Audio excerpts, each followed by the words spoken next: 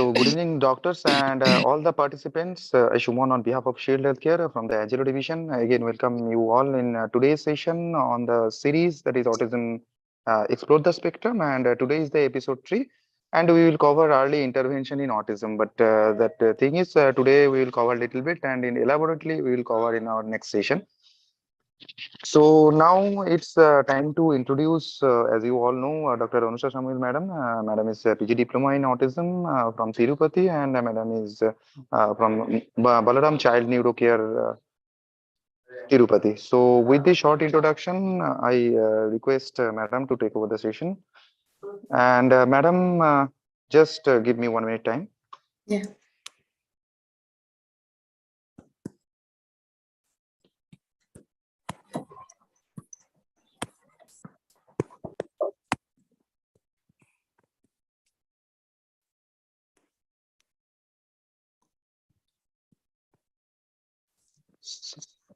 So, Saidi, you can unshare the screen. So, ma'am, as we are taking care this ASD, so what is the early intervention as per your opinion? Actually, early intervention is a routine-based system of coordinated services that promote a child's age-appropriate growth and development. See, early intervention is done along with the it is usually given. It is usually taken along with the parents and the therapist. Both are involved. So, what happens during early intervention is uh, parents learn few skills and strategies from the therapist which will help the child. And we can start early intervention as early as 15 months. When the child is 15 months old, uh, we can start early intervention. Ma'am, sorry to interrupt. Yeah. Yeah. Your face is not visible properly, ma'am. Yeah. I'm sorry, I don't. Yes, now Yeah, it now is it's visible, fine. ma'am. Now it's fine. Yeah, thank you. Excuse me.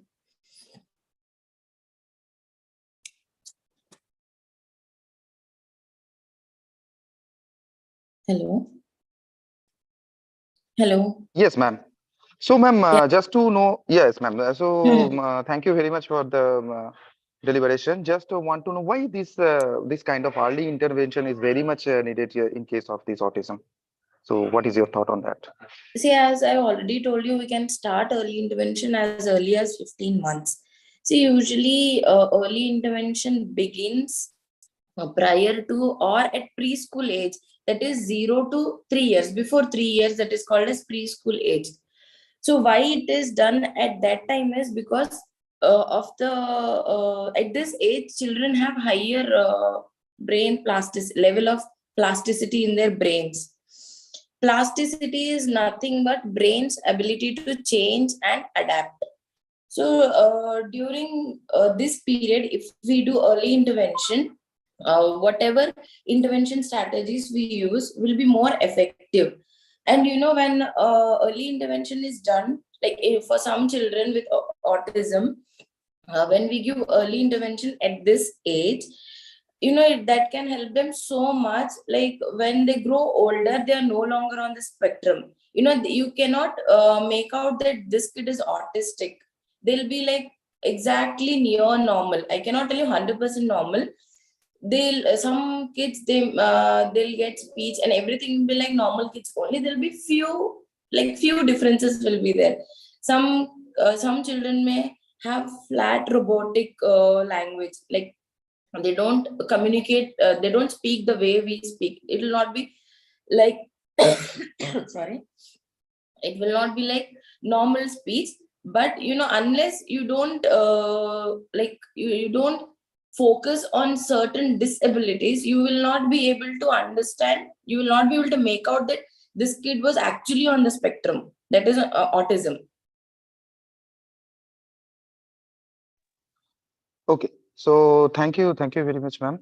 And just want to know one thing in case of this early intervention, what will be the primary goal of this early intervention? As you mentioned, it is very much needed to reduce the further aggravation of this spectrum. So, what are the other things, or you can say what exactly the goals of this? See, there are primarily 8 goals. First is the eye contact and joint attention, sitting tolerance, simple instruction following. Then comes self-help skills, socialization. Then there is speech. Speech has 2 domains, that is the receptive language and the expressive language. Then there is behavior management, which includes challenging behaviors and all. And the last one is school preparedness, like school preparedness in the sense it is before 3 years of age, right? So we are preparing the child to go to school. So we will be talking about only 4 goals today in detail. As you know, I'm not feeling well. So the Sure, other sure. 4 goals, I will do it in the next session. And there are like, sorry. Then there are like few other like early intervention strategies are also there. So that all of that we will talk about that in detail in the next session, upcoming session. Okay. So as I told, eye contact and joint attention. What is eye contact? See, eye contact is very basic mode of communication. When I am talking to you, or when you are talking to me, if I don't give you eye contact, then usually in social circle it is like it's not a good thing, right? So first thing we focus on is eye contact. We use strategies uh, or the skills to improve their eye contact. We give them certain activities which improve their eye contact. And then joint attention. See, what is joint attention? Joint attention is when two people know purposefully pay attention to the same thing and for the same reason. So I will give you an example. uh, a child is sitting in front of me and I have a ball in my hand, and I will be holding the ball in my hand and I will point with my index finger and I will tell him, look at the ball. So what will the kid do? Like, who is having a good joint attention, normal kid, he will look at my index finger and then he will look at the ball. You're getting my point? So that is joint attention. So joint attention is a skill, that affects the child ability to interact with others. When there is no joint attention, you will not be able to interact with others. So that is joint attention. And sitting tolerance. See, children with autism are tend to be restless, hyperactive, all the time roaming around. They don't have any purpose. Without any purpose, they have purposeless movements.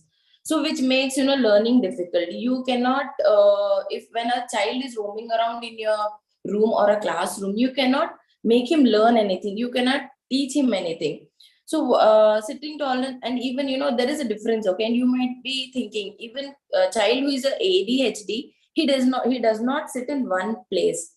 But ADHD child roaming around in a classroom or roaming around somewhere has a purpose. He knows why he is roaming around. He knows what he wants. He knows why he is going up and down the stairs.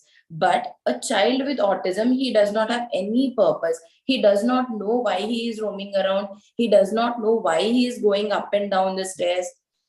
He does not know why he is jumping. So these are all purposeless movements. That is sitting tolerance. So we work on all these areas. We need to make him sit in one place. So all these come under the primary goals. So until and unless a child doesn't give you eye contact, joint attention, and sitting tolerance, you cannot teach him anything. The even the simple self-help skills also you cannot teach him, because there is no joint attention, there is no eye contact, and there is no sitting tolerance. So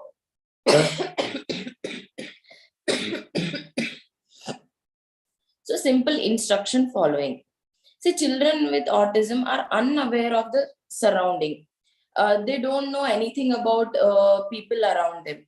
See, due to lack of eye contact and joint attention, they will have poor language skills that will make their understanding of simple instructions very difficult. When they are not attentive, when they are not giving you eye contact and joint attention, they don't know what you're talking about. They don't understand whatever simple instructions you are giving it to them. Even if you tell them, pass me a glass of water, they don't know, they don't understand it. They are not able to, like, because of the, because of no eye contact and no sitting tolerance and joint attention, they will not be able to understand what you are saying, because you're all the time roaming. Even if you tell that child, get me a glass of water, he is roaming around, he is not at all giving attention to what you're speaking. So it becomes very difficult for them to, like, follow even very simple instructions. And self-help skills. Self-help skills, what are self-help skills? Self-help skills are ADLs are like whatever we do, daily living activities are there, no, they, like, for example, toilet training, feeding ourselves, dressing, all these come under self-help skill. But but child with autism, as he is not as he does not have eye contact, sitting tolerance, joint attention, and simple instruction following, he is very much obviously lacking self-help skills like ADLs. He is not able to learn whatever the mother is trying to teach him. Like when mother might be trying to instruct him, like whenever you want to pass urine or motion, you please tell me, you have to tell me. But the child will not understand, because child will not stay in one place first thing, so he's all the time roaming. So he will not understand whatever the mother is trying to speak or trying to make him understand. So the most important, like, of all the goals, the most important goal of early intervention is the ADLs, that is the self-help skill, because it is a very basic need for every child, whether he is mildly autistic, moderate, or severely autistic. Our main goal will be on the ADLs, because he should be independent in eating, dressing, toilet training. That is the only reason, like, first and foremost thing we focus on is the ADL, self-help skills. Whenever a child comes to our clinic also, the first thing we ask the parents, is he toilet trained?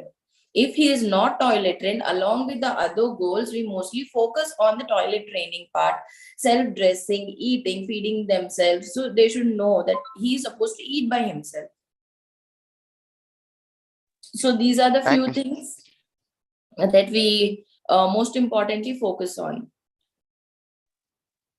So thank you very much, madam, for this session. But we also can understand that at this health condition also you have joined in this session. So delegates, please stay tuned for our next session, as today it is already it's going to finish. And in next session also we will cover these things, and obviously the other things also in case of this ASD, as we can see that the interest is growing a little bit or more in day to day in this session. So this series, you can say. So thank you very much, madam, for your valuable I'm time on very our sorry. platform. Whenever I'm talking for like longer time, I'm Yes, getting that call. we That is the understood. reason I thought We I'll do a understood, very ma'am. No, short thank session. you. Thank you very much, madam, for your valuable time. Please take rest, and obviously we will meet soon in our next session. Thank you Yeah. very much. Yeah. Have a good day, ma'am.